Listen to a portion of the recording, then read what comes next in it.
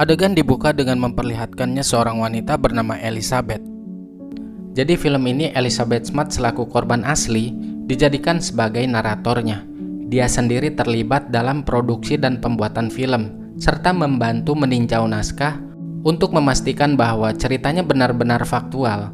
Bahkan dia sendiri takjub melihat betapa akuratnya setiap adegan dalam film ini. Jadi benar-benar mirip dengan kisah aslinya.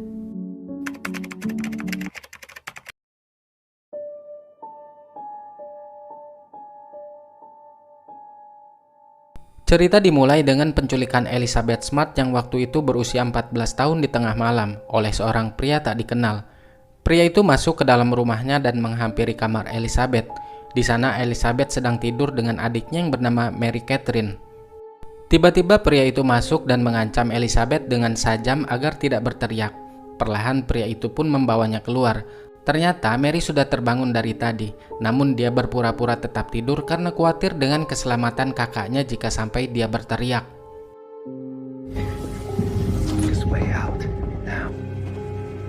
Sesampainya di tepi jalan, Elizabeth yang melihat mobil polisi sedang berpatroli pun mencoba untuk berteriak. Akan tetapi teriakannya itu dihentikan oleh pria tersebut. Ia mengancam akan membunuh sang adik jika sampai mengacaukannya. Kemudian mereka terus berjalan ke tempat antah berantah. Setelah menempuh perjalanan yang cukup jauh, akhirnya mereka pun tiba di sebuah tenda perkemahan di tengah hutan. Di sana, Elizabeth disambut oleh seorang wanita parubaya bernama Wanda Barzi, atau yang biasa dipanggil dengan nama Hefzibah. Ia merupakan istri dari pria tersebut. Wanda membawanya masuk ke dalam tenda dan menyuruhnya untuk membuka seluruh pakaian yang ia gunakan tanpa terkecuali. Ia juga diperintahkan untuk memakai jubah berwarna putih seperti yang ia gunakan. Elizabeth sempat menolak membuka CD-nya, akan tetapi ia dipaksa agar tidak menggunakan celana dalam. Setelah itu dia pun pergi dari sana.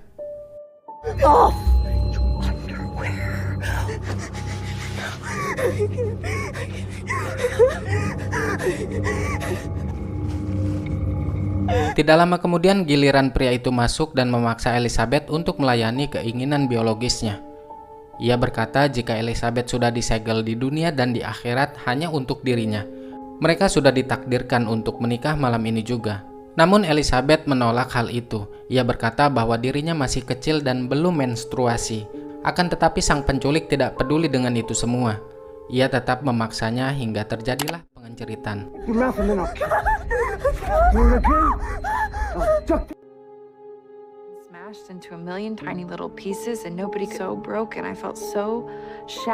Di keesokan harinya Elizabeth terbangun dan mendapati dirinya telah diikat menggunakan kawat yang digembok. Elizabeth pun berusaha untuk membuka gembok itu pakai penitih yang masih tertempel di baju miliknya. Namun itu semua sia-sia, dia tidak bisa membukanya. Penitih itu mengingatkannya kepada sang ibu bahwa dia selalu dicintainya.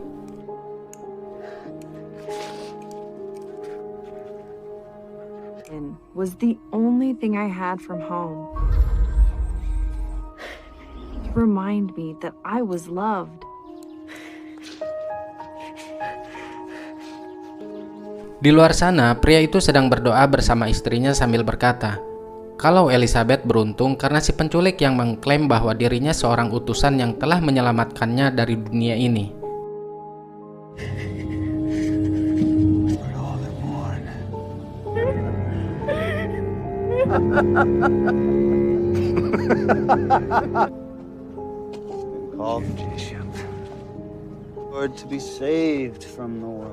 Di sini Elizabeth baru menyadari kalau pria yang menculiknya adalah seseorang yang pernah diberi uang oleh ibunya. Tidak hanya itu, ia juga pernah diberikan pekerjaan oleh ayahnya Elizabeth. Pria itu bernama Immanuel. Nama aslinya Brian David Michel. Immanuel adalah seorang tunawisma yang tinggal di dalam hutan bersama dengan sang istri. Mother gave you a job. We tried to help you. Elizabeth pun bertanya, kenapa kamu tega melakukan ini kepadaku? Immanuel menjawab, kalau dirinya mendapatkan perintah langsung dari Tuhan untuk melakukan ini semua. Dari sini kita bisa simpulkan bahwa si Immanuel ini orang stres. Apa yang dia lakukan selalu mengatasnamakan agama. Choice but to obey. The world to take them as my wives, and me to pluck the young virgins from. Memasuki hari kedua, di malam harinya Immanuel kembali menggadabah Elizabeth tepat di hadapan sang istri. Twice a day, and it was every bit as horrific raped every single day. Di keesokan harinya, Elizabeth yang masih dalam keadaan terikat dan tidak menggunakan pakaian sehelai benang pun terus diberikan pemahaman yang sesat oleh Immanuel. Dengan dalih apapun yang ia katakan berdasarkan perintah dari Tuhan, Elizabeth bingung apa yang harus dia lakukan. Ia hampir saja putus asa dan berpikir, akankah aku dipertemukan kembali dengan keluargaku? Ia pun hanya bisa menangis meratapi nasibnya. I was determined to live. David Mitchell took so much. Memasuki hari ketiga, Elizabeth selalu teringat dengan keluarganya yang menyayangi dia. Ia berpikir, jika aku menyerah begitu saja, aku nggak bakal bisa ketemu dengan keluargaku lagi. Akhirnya dia mencoba untuk bisa survive dan berpura-pura baik, menurut di hadapan mereka. What do you want me to do? Wanda lalu bercerita kalau dia mendapatkan perintah dari Tuhan untuk mengabdi kepada Immanuel. Dan ia juga berkata kalau apa yang dilakukan oleh Immanuel kepadanya bukanlah kejahatan, melainkan perintah dari Tuhan. Want me to devote myself to Emmanuel. My cross to bear. Di saat makanan sudah siap, Elizabeth yang sudah sangat lapar pun langsung mengambil makanan yang ada di sana. Akan tetapi dia malah diberi ceramah oleh Immanuel dengan mengatakan, Eat before I bless the food. Beg the Lord's forgiveness. Ketika sedang berdoa, terdengar suara seseorang yang mencari Elizabeth. Tentu hal itu membuat Elizabeth senang. Namun lagi-lagi ia diancam oleh Immanuel dengan mengatakan, jika sampai berteriak maka aku akan membunuh seluruh keluargamu.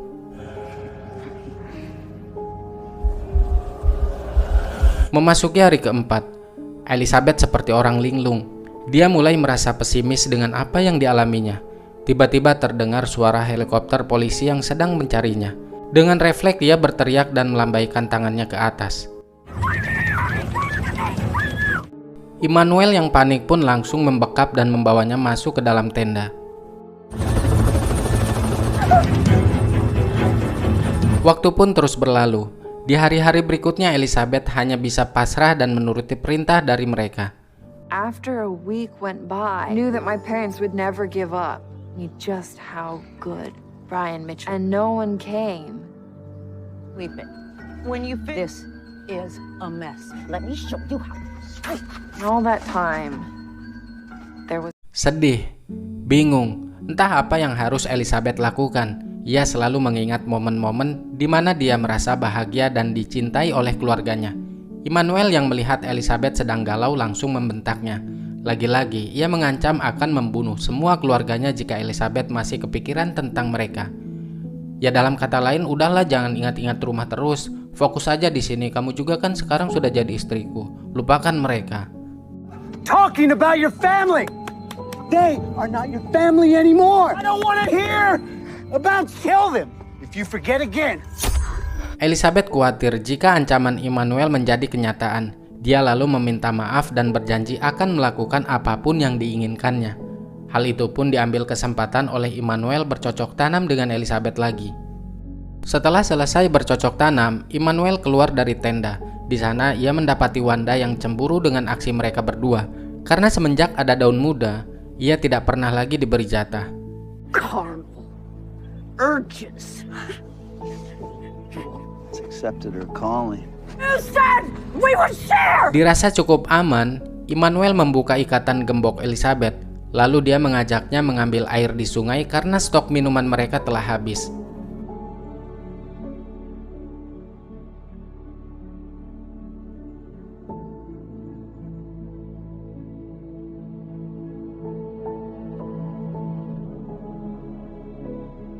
Setelah menempuh perjalanan yang cukup jauh, akhirnya mereka sampailah di sungai.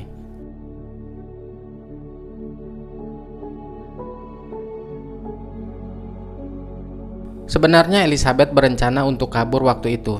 Namun karena ia kelelahan di jalan, ditambah lagi belum makan seharian, ia pun mengurungkan niatnya tersebut.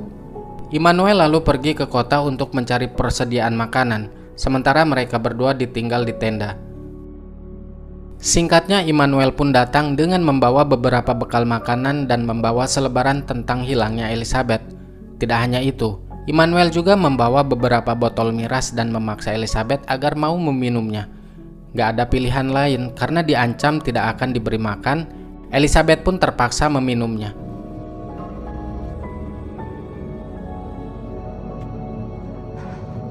No food, no water, no sleep.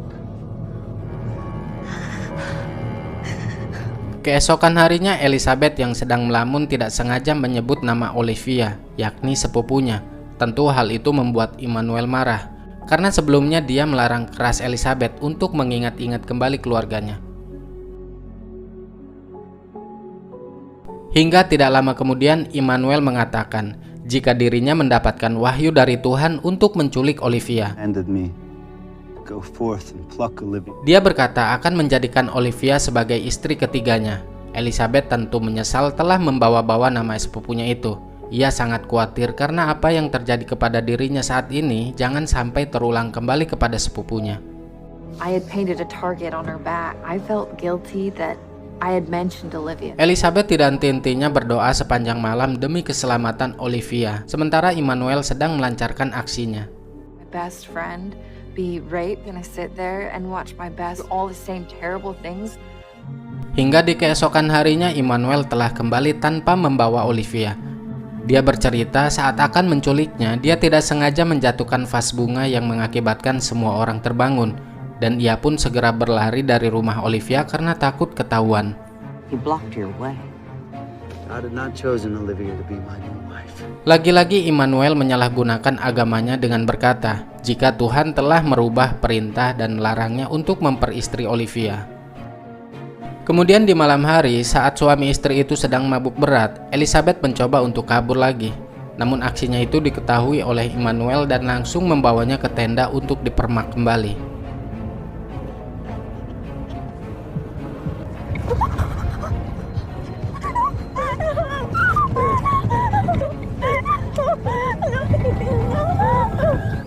Di sana, Immanuel dan Wanda sering terlibat pertengkaran karena Immanuel sering pulang tanpa membawa makanan, sedangkan mereka terkadang tidak makan seharian dan hanya menunggu Immanuel datang membawa makanan. Karena tidak memiliki makanan, mereka bertiga pun memutuskan untuk pergi ke kota. Di sini sebenarnya Elizabeth memiliki kesempatan untuk kabur, namun dia terlalu takut dengan ancaman Immanuel.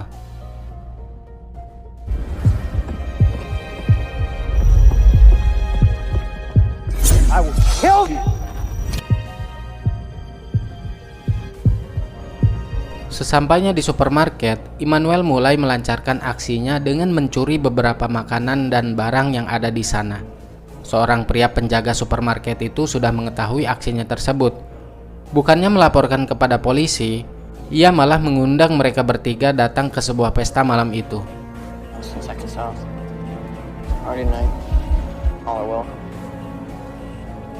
Saat berada di dalam pesta, seorang wanita muda cantik melihat Elizabeth seperti dalam tekanan. Ia pun menawarkan bantuan kepadanya. Namun Wanda menarik Elizabeth dan mengajak Immanuel yang sedang merayu wanita untuk segera pergi dari sana. We are going now. We're going back to camp now. Singkatnya, memasuki hari ke-92, Immanuel memutuskan untuk mengajak mereka ke perpustakaan. Di sana orang-orang memandanginya dengan tatapan yang aneh. Dan saat Immanuel merencanakan perpindahan mereka dengan melihat sebuah peta, seorang detektif menghampirinya. Dia meminta izin untuk membuka tabir yang dikenakan oleh Elizabeth. Jelas dong, Immanuel menolaknya dengan alasan bahwa Elizabeth adalah anaknya. Ia sudah disucikan dan tidak boleh ada seorang pun yang melihatnya.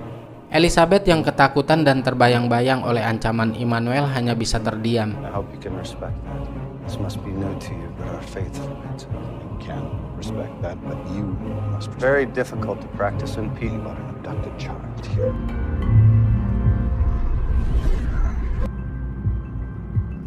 Setelah lama berdebat, akhirnya sang detektif pun menghargai keputusannya. Ia bergegas pergi dari sana. Thank you for your time. Nice day. Memasuki hari ke-97, mereka menaiki bus untuk pindah ke California.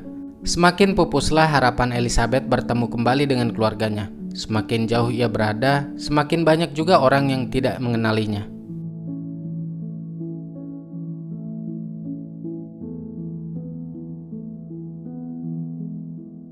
Kemudian mereka mendirikan tenda di kaki bukit San Diego, California.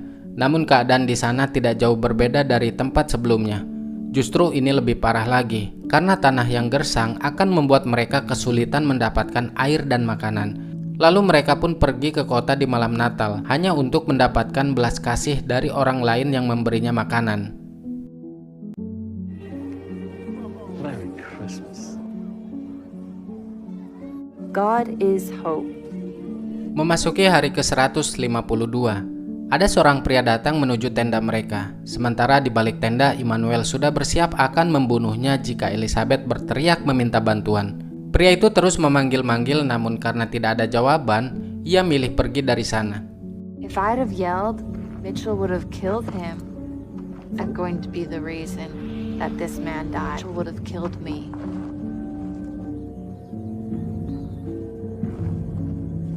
Memasuki hari ke-184, merasa tempat itu sudah tidak aman, Immanuel memutuskan pindah dari sana dan pergi jauh lebih dalam lagi. Di sini Wanda terlihat marah-marah melihat Immanuel yang duduk santai sambil mabuk, sedangkan stok makanan mereka sudah habis. Wanda mengancam akan bundir jika dia tidak segera mencarinya. Mau gak mau, Immanuel pun pergi ke kota untuk mencari makanan. Not again. Kill myself right now. Come on, it's okay. It's okay.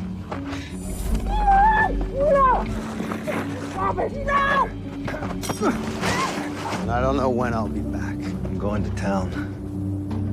Hingga memasuki hari ke-186, mereka berdua belum makan, sedangkan Immanuel sendiri belum kembali dari kota.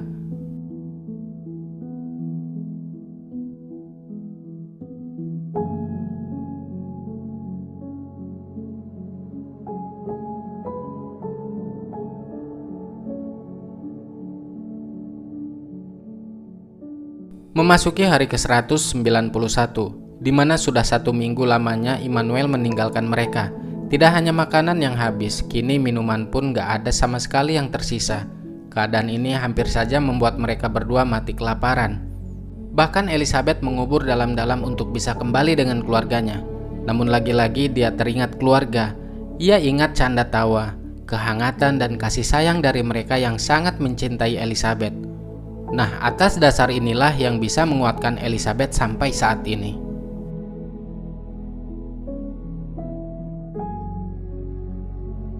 Sebuah keajaiban datang di malam hari. Saat itu hujan turun dengan sangat deras. Tentu hal itu membuat mereka sangat senang. Setidaknya mereka bisa minum dan menambah tenaga. Selain itu, Elizabeth meyakini bahwa turunnya hujan merupakan sebuah petunjuk baginya. In California, it rained. Now, no one can say it wasn't a miracle. Have hope.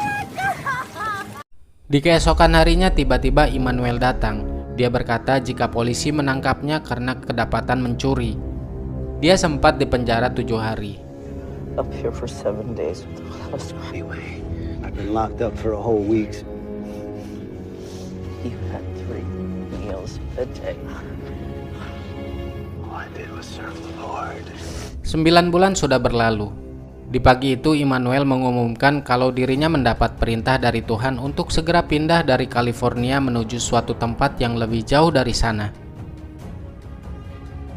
To move on from California. The Lord has declared it's time. Kini Elizabeth pun paham bahwa itu semua adalah agama yang dibuatnya sendiri. Maka dari itu dia mulai mengikuti alurnya. Dia memanipulasinya dengan cara membujuk Immanuel. Dia berkata alangkah baiknya kita pindah ke tempat awal, yaitu tempat di mana Elizabeth diculik. Dengan alasan bahwa di sana ada banyak bahan makanan. Dan pastinya Tuhan lebih setuju jika kita pindah ke Salt Lake City. I know he'll answer you. You can ask the Lord if that's right. Alhasil Immanuel dan Wanda pun menyetujui saran dari Elizabeth. Namun dengan syarat mereka harus terlebih dulu mengganti pakaian karena khawatir jika orang-orang mengenalinya. You alone know the will of God. I Whatever you think is best. To find a different head covering for sheer J-ship. I forced myself to keep going when every part of myself to be likable. Mereka pergi dengan cara menumpang dari mobil satu ke mobil lainnya.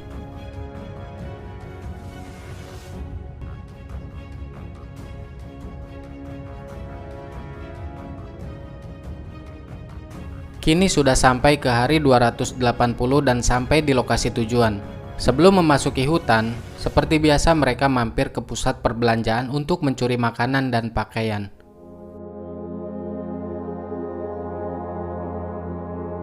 Di sana Elizabeth melihat sebuah poster yang memberitakan tentang anak-anak yang hilang, namun dia tidak melihat ada poster yang memasangnya. Immanuel mengatakan jika mereka telah melupakanmu, dan mulai saat ini kamu menjadi milikku selamanya.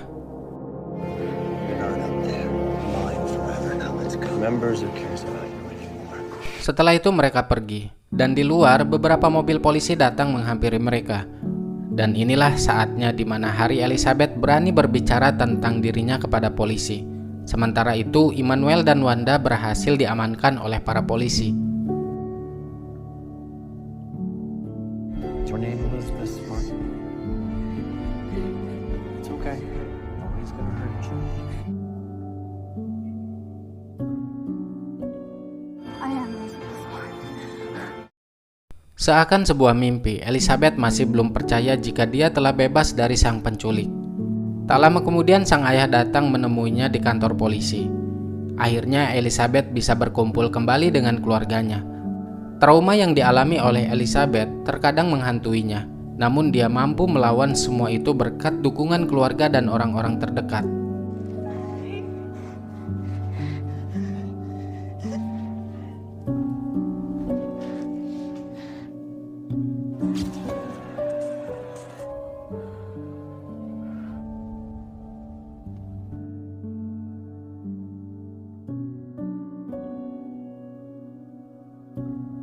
Atas apa yang telah dilakukannya, pada tanggal 12 Maret 2003, Brian David Mitchell dijatuhi hukuman penjara seumur hidup tanpa pembebasan bersyarat.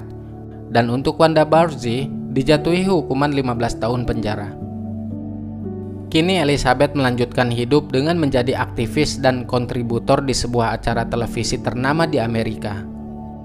Dan pada tahun 2011, Elizabeth Smart mendirikan sebuah yayasan yang diberi nama Elizabeth Smart Foundation yang bertujuan untuk membawa harapan dan mengakhiri viktimisasi dan eksploitasi kekerasan esek-esek melalui pencegahan, pemulihan, dan advokasi. Pada tahun 2012, Elizabeth Smart menikah dengan seorang pria bernama Matthew Gilmore, penduduk asli Skotlandia. Hasil pernikahannya itu, dia dikaruniai 3 orang anak.